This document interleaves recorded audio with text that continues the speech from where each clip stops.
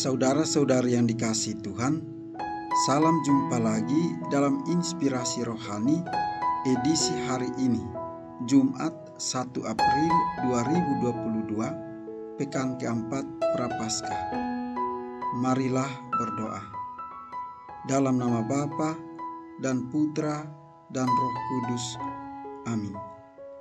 Saudara-saudari yang dikasihi Tuhan, inspirasi rohani hari ini diambil dari Injil Yohanes bab 7 ayat 1 sampai dengan 2, dilanjutkan dengan ayat 10, ayat 25 sampai dengan 30. Yesus berjalan keliling Galilea. Ia tidak mau tetap tinggal di Yudea karena di sana orang-orang Yahudi berusaha untuk membunuhnya. Ketika itu sudah dekat hari raya orang Yahudi, yaitu Hari Raya Pondok Daun. Tetapi sesudah saudara-saudara Yesus berangkat ke pesta itu, ia pun pergi juga ke situ, tidak terang-terangan, tetapi diam-diam. Beberapa orang Yerusalem berkata, "Bukankah dia ini yang mereka mau bunuh? Dan lihatlah, ia berbicara dengan leluasa dan mereka tidak mengatakan apa-apa kepadanya. Mungkinkah pemimpin kita benar-benar sudah tahu bahwa ia adalah Kristus? Tetapi tentang orang ini kita tahu dari mana asalnya. Tetapi bila mana Kristus datang, tidak ada seorang pun yang tahu dari mana asalnya." Waktu Yesus mengajar di Bait Allah, ia berseru, "Memang aku kamu kenal dan kamu tahu dari mana asalku. Namun aku datang bukan atas kehendakku sendiri, tetapi aku diutus oleh Dia yang benar yang tidak kamu kenal. Aku kenal Dia, sebab aku datang dari Dia, dan Dialah yang mengutus aku."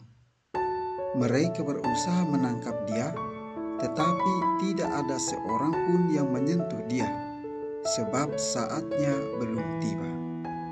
Demikianlah sabda Tuhan. Saudara-saudari yang dikasihi Tuhan, dikisahkan dalam Injil hari ini, orang-orang Yahudi semakin penasaran untuk menangkap dan membunuh Yesus. Mengapa mereka mau membunuh Yesus yang tidak melakukan kesalahan itu? Bacaan pertama memberi jawaban atas pertanyaan ini. Dikatakan dalam bacaan pertama tentang rancangan orang fasik. Marilah kita menghadang orang yang baik, sebab bagi kita dia menjadi gangguan dan menentang pekerjaan kita. Orang-orang Yahudi yang ingin membunuh Yesus bukanlah orang fasik, tetapi orang-orang yang gagal melihat pekerjaan baik Yesus sebagai pekerjaan Allah sendiri. Sungguh ironis bahwa Yesus yang mengajarkan keutamaan dan melakukan pekerjaan baik itu justru menjadi batu sandungan bagi mereka.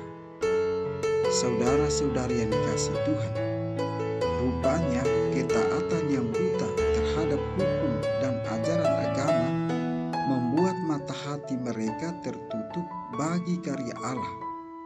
Allah dapat bersabda lewat macam-macam orang dan macam-macam peristiwa, bahkan tidak harus dia seorang nabi atau melalui peristiwa-peristiwa besar. Demikian juga karya Allah dapat terwujud dalam segala macam cara. Kita sendiri tahu bahwa penghayatan iman yang sempit akan menghasilkan bencana yang tidak seharusnya terjadi bagi diri kita sendiri dan sesama. Berapa banyak orang tak berdosa harus mati oleh karena sempitnya penghayatan iman ini? Banyak contoh bagaimana orang dapat dengan tega menyengsarakan dan membunuh orang lain yang tanpa dosa atas nama agama. Sungguh suatu kenyataan yang menyedihkan jika agama dijadikan alasan untuk saling menghancurkan antar sesama manusia. Maka pengenalan akan Tuhan pun bukan sesuatu yang kita peroleh karena kata orang atau melalui pelajaran-pelajaran agama yang kita peroleh semasa di bangku sekolah, melainkan berasal dari pengalaman yang kita alami sendiri dan melalui rahmat-Nya yang cuma-cuma untuk kita. Saudara-saudari yang dikasihi Tuhan, bacaan pertama dan bacaan Injil telah menghantar kita pada dua bentuk cara hidup, yakni cara hidup orang fasik dan cara hidup Yesus.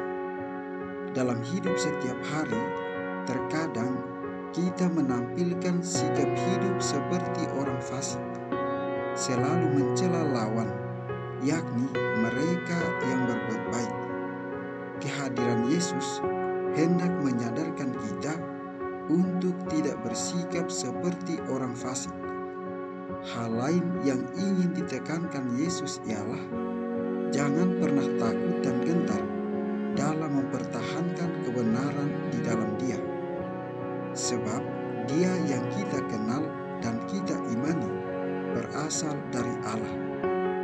Allah adalah sumber kebenaran yang ulung, dan baiklah kita yang telah mengenal Dia tetap percaya dan melaksanakan segala ketetapan-Nya. Rahmat Allah senantiasa menolong kita. Marilah berdoa. Ya Tuhan, bimbinglah kami anak-anak-Mu untuk selalu rendah hati dan berusaha memahami rencana-Mu dengan lebih mendalam. Demi Yesus Kristus Putra-Mu,